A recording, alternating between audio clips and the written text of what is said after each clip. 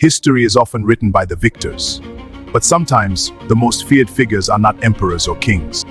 They are outsiders who shook the foundations of entire civilizations.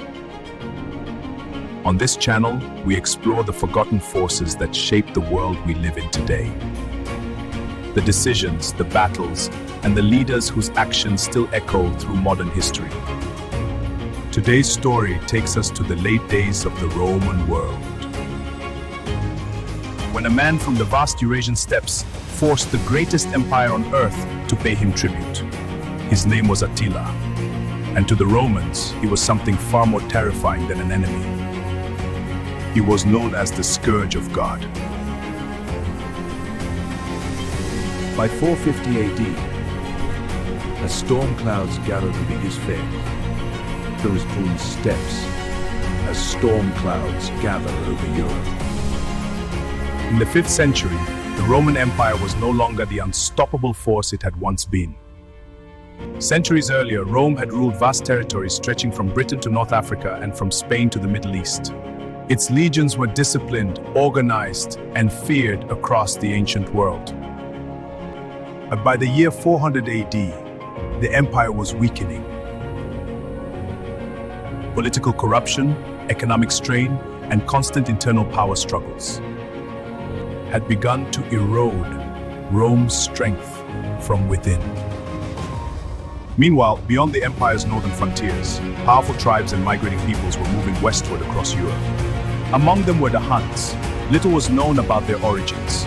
Most historians believe they emerged from the vast steppe regions of Central Asia, home to expert horsemen who could travel enormous distances across open plains.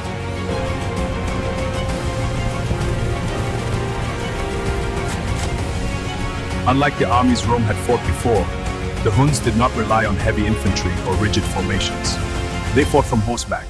Their warriors were fast, unpredictable, and deadly with the composite bow.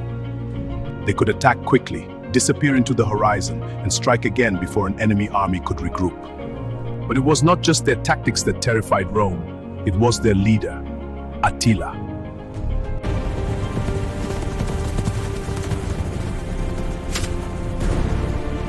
Attila the Hun rose to power around the year 434 AD, ruling jointly with his brother Bleda, before eventually becoming the sole leader of the Hunnic Confederation.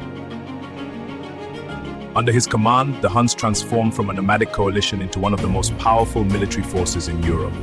Attila understood something that many barbarian leaders did not. He did not need to conquer Rome to control it. Instead, he used fear. In the early years of his reign, Attila focused on the Eastern Roman Empire, whose capital was Constantinople. The Eastern Romans attempted to maintain peace by paying the Huns large sums of gold each year. Attila was not satisfied.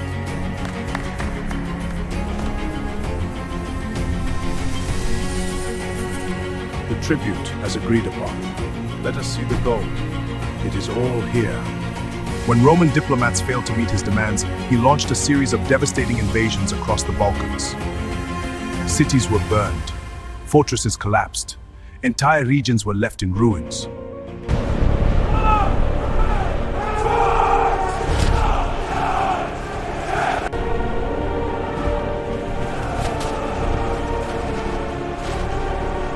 Roman armies struggled to respond because Attila's forces moved faster than traditional legions. By the year 447 AD, Hunnic armies had devastated much of the Eastern Empire's frontier. Constantinople itself survived largely because of its massive defensive walls.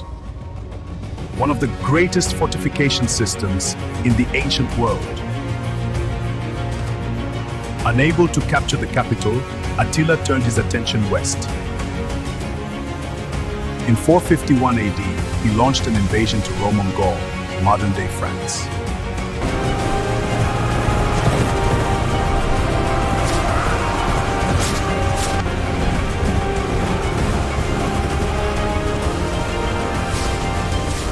This campaign would become one of the most dramatic confrontations of the late Roman era. For perhaps the first time in decades, Rome managed to unite several different groups against a common enemy. War is upon us. The legions must hold the line. The The Roman general Flavius Aetius formed a coalition army that included Roman soldiers, Visigoths, and other Germanic allies. The two forces finally met at the Battle of the Catalaunian Plains. The battle was brutal and chaotic.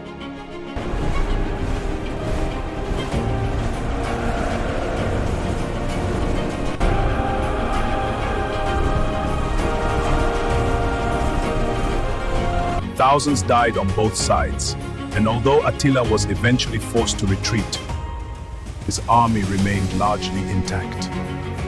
The Romans had stopped him, but they had not destroyed him. The following year, Attila invaded Italy itself. Into wide! Hold the line! Check! Northern Italian cities were devastated. The once prosperous city of Aquileia was completely destroyed. Panic spread across the Italian peninsula. Rome had survived countless enemies before, but Attila was different.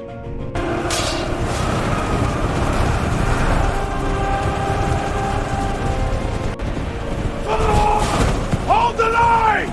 Flee! His armies moved with terrifying speed, and the empire's defenses were weaker than ever before. Eventually, a Roman diplomatic delegation was sent to negotiate with him. According to historical accounts, one of the figures present during these negotiations was Pope Leo I. Exactly what happened during that meeting remains debated among historians. Some sources claim the Pope convinced Attila to withdraw. Others believe famine, disease, and logistical challenges forced the Huns to retreat. Whatever the reason, Attila left Italy without attacking the city of Rome. Yet his reputation had already been sealed. Across Europe, stories spread of a leader who had forced the Roman Empire to pay tribute, destroyed cities, and shaken the stability of an entire continent. But the story did not end with a great final battle. In the year 453 AD, Attila died suddenly on the night of his wedding. According to the historian Jordanes, he suffered a severe nosebleed during the night and died in his sleep. Without his leadership, the Hunnic Confederation quickly began fragment. Within a few decades, the once feared Hunnic Empire had largely disappeared from history. But Attila's impact on the Roman world was permanent.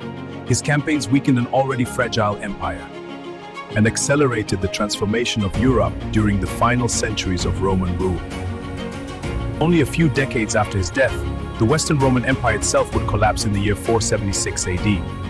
Attila the Hun had not destroyed Rome, but he had proven something that would change the course of history forever. Even the greatest empire on earth could be shaken by a man who understood the power of fear. History often remembers Attila the Hun as a barbarian warlord.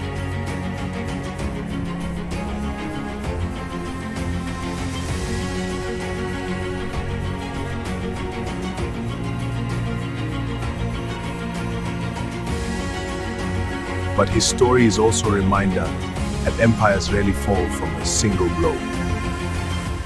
They fall when internal weakness meets external pressure. And in the final centuries of Rome, Attila was one of the forces that exposed just how fragile the empire had become.